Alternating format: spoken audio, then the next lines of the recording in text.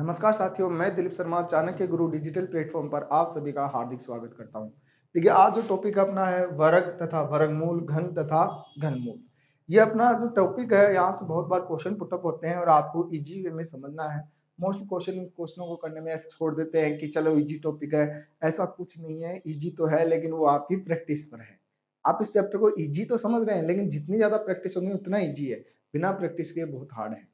तो देखिए, अपन बात करते हैं वर्ग और वर्गमूल की। देखिए कैसे इनके क्वेश्चन आते हैं और कैसे सोल्व कर पाते हैं। बात करें अपन वर्ग तथा वर्गमूल। देखिए, अगर मैं यहाँ x ले रहा हूँ, इसकी घात 2 कर रहा हूँ, तो इसका मतलब है आप यहाँ x का वर्ग, ठीक है। और यानी घात जो है यहाँ पर कितनी है, 2 है तो वर्ग कहेंगे, लेकिन मैं लिखूं x का अंडर रूट, ठीक है। इसका मतलब है x का वर्ग, इसका मतलब क्या है, x का वर्गमूल। यानी आप यह कह सकते हो, इस अंडर रूट का मतलब होता है 1/2। घात कितनी होती है, 1/2।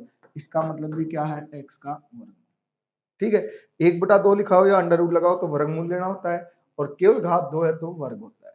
इसी प्रकार से अपन बात करें घन तथा घनमूल, घन तथा घनमूल। देखिए, घन का मतलब है किसी की घात आप कितना कर दीजिए, 3। यानी ये क्या है, x का घन, x का घन। और अगर मैं इसको ऐसे लिख दूं तो ये क्या है, x का घनमूल, x का घनमूल। जैसे आप थोड़ा सा आगे चलें और मैं इसको ऐसे भी लिख सकता हूं, जैसे वहां 1/2 लिखा था ना, तो यानी 1/3 लिख दूं ना, इसका मतलब भी क्या होता है, x का घनमूल होता है। ये चीज आपको याद रखनी है। पहली बात, पावर 2 है तो घन होता है, और पावर 3 है तो पावर 2 है तो वर्ग होता है, पावर 3 है तो घन होता है। 1/2 या अंडर रूट है तो वर्गमूल है, और 1/3 या 3 रूट है तो इसका मतलब क्या होता है, घनमूल होता है। ये चीज आपको हमेशा याद रखनी है फॉर योर एग्जाम पर्पस। देखिए, इससे आगे चले तो बात करें वर्ग तथा अपन वर्गमूल। तो देखिए, एक चीज आप याद रखेगा, पहला, पूर्ण वर्ग संख्याओं का इकाई अंक 2, 3, 7, 8 नहीं होता है, नहीं होता है। ये चीज आप याद रखिएगा। यानी कोई भी अगर पूर्ण वर्ग संख्या है, पूर्ण वर्ग संख्या है तो इकाई अंक 2, 3, 7, 8 नहीं होता है। दूसरी इंपॉर्टेंट बात, पूर्ण वर्ग संख्या का, पूर्ण वर्ग संख्या का अंकों का योग, अंकों का योग ये होता है 1, 4, 7 या 9। इतना याद रखें।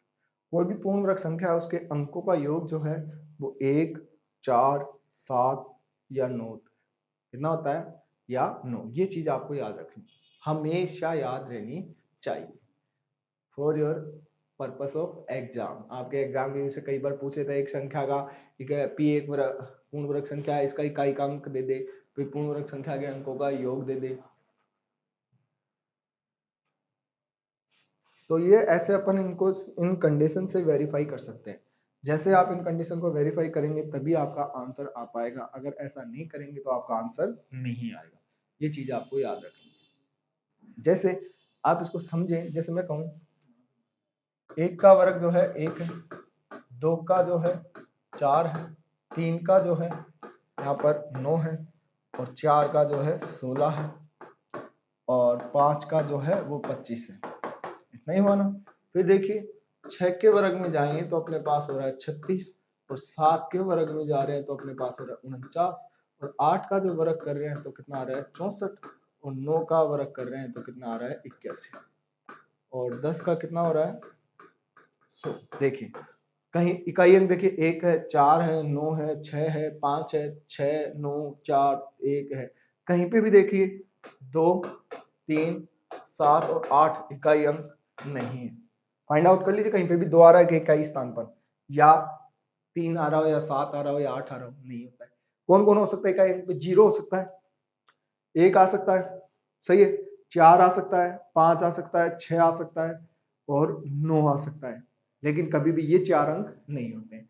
फिर मैंने अंकों का योग बताया, देखो 1 हो गया, 4, 9 तो हो गया, इन दोनों को जोड़ो, 1 प्लस 16 है, 16 है ना, तो इन दोनों अंकों को जोड़ेंगे तो कितना हो गया? 7। यहाँ 25 है, तो इसका मतलब हो गया 2 और 5 7 हो गया। जैसे आप आए 36 है, तो ये 9 हो गया, लेकिन यहाँ 49 पे अगर बात करें, 9 प्लस 4 कितना हो गया? 13। फिर पुनः जोड़ेंगे 1 प्लस 3 कितना हो जाएगा? 4 हो जाएगा। तो अंकों का योग कितना होता है यहाँ पर अपने पास? 1, 4, 7 या 9। और इकाई स्थान पर कौन नहीं होता है? 2, 3, 7, 8 नहीं होते। फिर बात करें अपन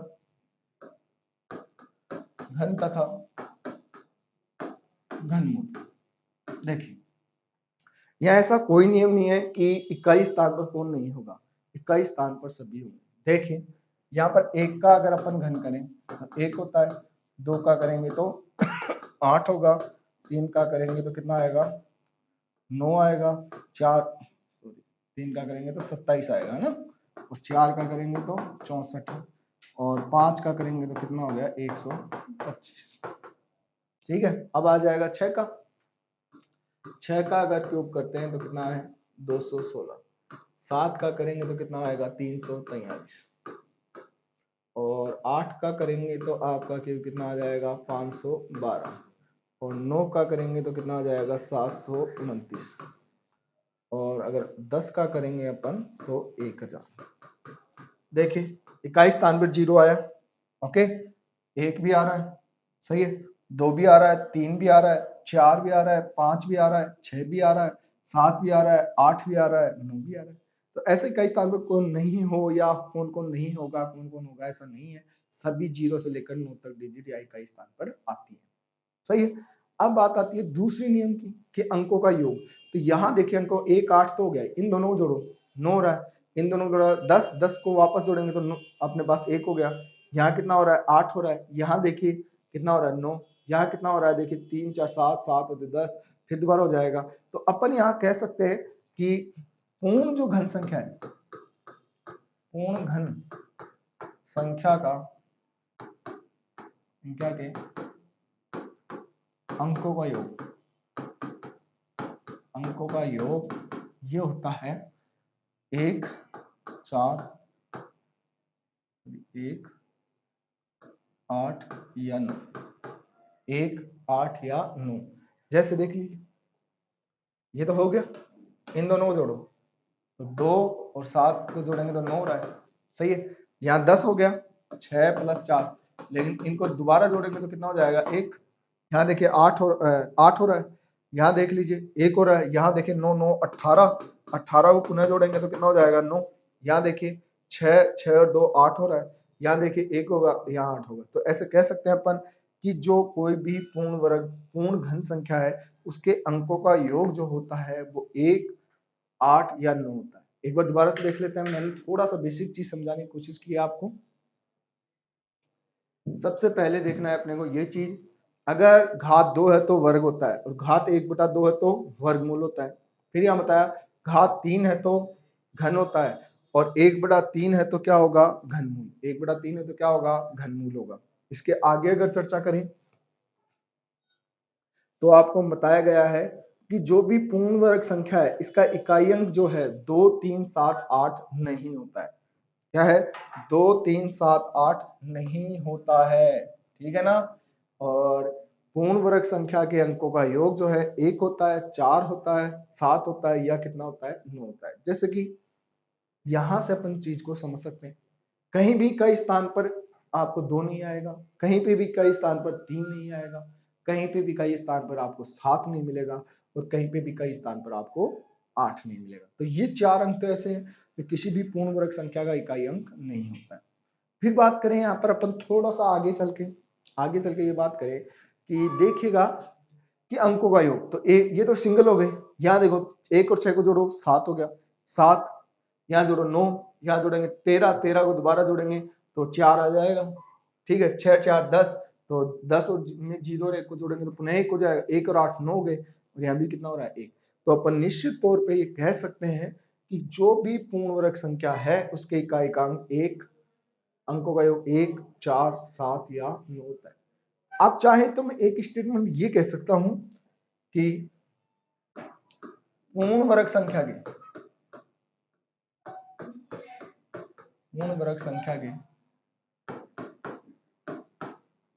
इकाई अंक कौन कौन होता है, यहाँ पर 0 1 4 5 6 और 9, ये यानी 0 1 4 5 6 9 ये होते हैं। और कौन नहीं होता, 2 3 7 8 नहीं होते हैं। तो ये 6 अंक तो होते हैं, और ये जो है 2 3 7 8 ये नहीं होते। इंपॉर्टेंट एक चीज ये है, ये कई बार स्टेटमेंट में अपने को वेरीफाई करनी पड़ेगी कि सत्य कथन है या असत्य है। कि जैसे आपको मैं कह दूं, यहाँ पर देखिएगा आपको कहा पी स्क्वायर एक, पी जो है एक पूर्ण वर्ग संख्या है, पूर्ण वर्ग संख्या है। तो कथन है, पहला कथन पी का इकाई अंक 6 है, दूसरा पी का अंकों का योग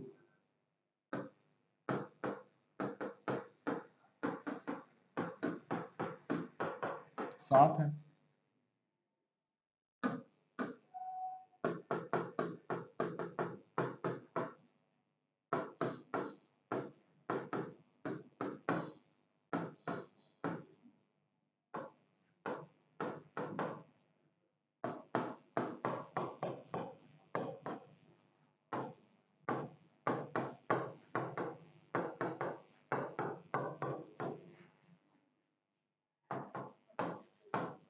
चलिए आप लोग एक बार फाइंड आउट कीजिए कौन सा सही है कौन सा गलत है।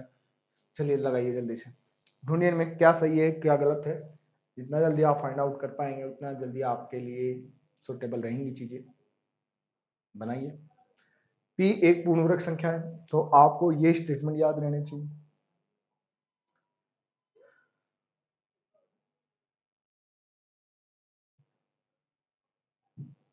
पहला क्या, इकाई अंक 2 3 7 8 नहीं होता है, और जो अंकों का योग है वो कितना होता है 1 4 7 या 9 होता है। और इकाई अंक पर अगर ढूंढे तो आपको बताया गया इकाई अंक पर ये होता है कि पूर्ण संख्या के इकाई अंक है ना 0 1 4 5 6 9 होता है। तो इसके आधार पर अपन इसको फाइंड आउट कर सकते हैं। चलिए ढूंढिए जल्दी से।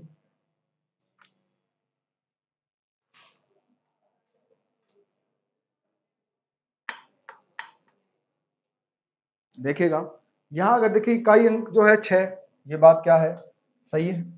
अंकों का योग जो है 7 हो सकता है, लेकिन अंक इकाई अंक 8 नहीं हो सकता, और अंकों का योग 5 भी नहीं होता है। इकाई स्थान पर 5 आ सकता है, योग 5 नहीं आ सकता। फिर इसके बाद में अपन ने देखा घर में यहाँ पर इकाई अंक पे सभी रिपीट होंगे, 10 के 10 0 से 9 तक होते हैं। बस एक नियम याद रखना, अंकों का योग जो है वो 1 8 या 9 होता है। तो ये चीजें आपको बेसिक थी, ये चीजें आपको हमेशा याद रखनी है। Thanks for watching this class and keep it up.